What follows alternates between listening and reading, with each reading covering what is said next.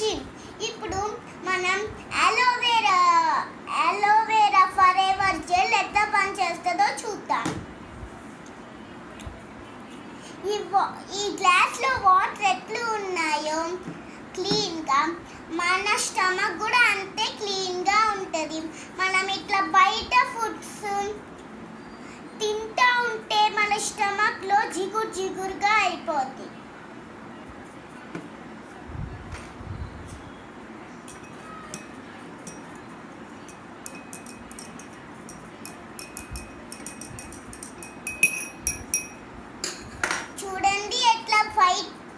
చూడండి ఎట్లా బ్లాక్గా అయిపోయిందో, అంతే మన స్టమక్లో కూడా అట్లా బ్లాక్గా అయిపోద్ది.